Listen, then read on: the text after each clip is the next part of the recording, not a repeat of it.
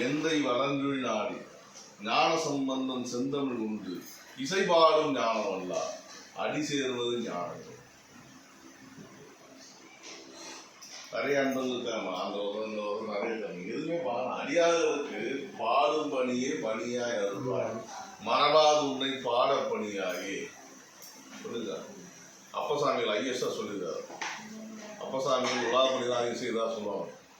சொல்றார் கூட வேடத்தராய் குழிவிலே ஊனை வாடி வருத்தி திரியின ஆடவல்லா நம்பள கூத்தனை பாடவல்லா கல்லாது பயனில்லையே.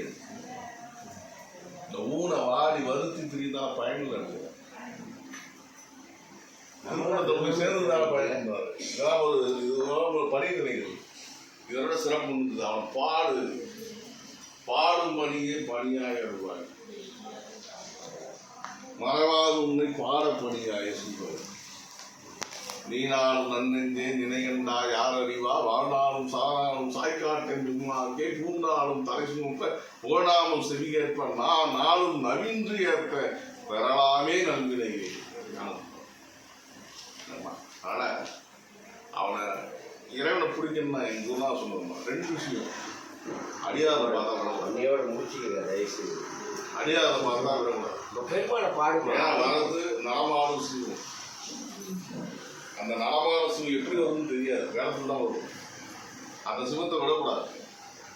எங்க ஊர்லாம் அடிக்கடி சொல்லுவாங்க பூஜையில சிறந்த சிவ பூஜை, அதை விட சிறந்த பூஜை அடியாத பூஜை, அதை விட சிறந்த பூஜை அடியாருக்கு அளிக்கக்கூடிய மாகேஸ்வரன் பூஜை. இதை விட பூஜை கண்டுபிடிக்கப்படவில்லை. அன்னதானம் இல்லைங்க. அது அன்னதானம்ன்றது புது மகேஸ்வர பூஜை.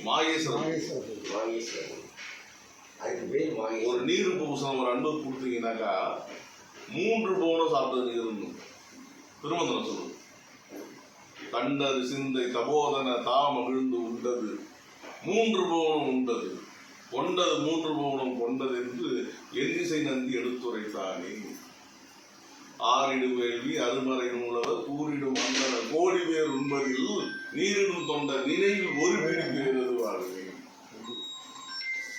அவ்வளவு சிறப்பா சொல்ல முடியும். ஆனா அடியார்ல இந்த மாதிரி கூட்டு செய்யறதுக்கு காரணம்னா அடியார் சாப்பிடணும். இது ஒரு காரணம். சச்சங்கம் பண்ணணும். இப்போ நீங்கள் வந்தது உங்களுக்கு எதனால் இந்த மாதிரி ஆட்சி தெரியுமா? அடியனுடைய அன்பெல்லாம் சொல்றது விடுமின் வெள்ளி வேட்கை நோய் மிகையோர் காலம் இனி இல்லை. மிகையோர் காலம் இனி எல்லாம் 50க்கு மேல 40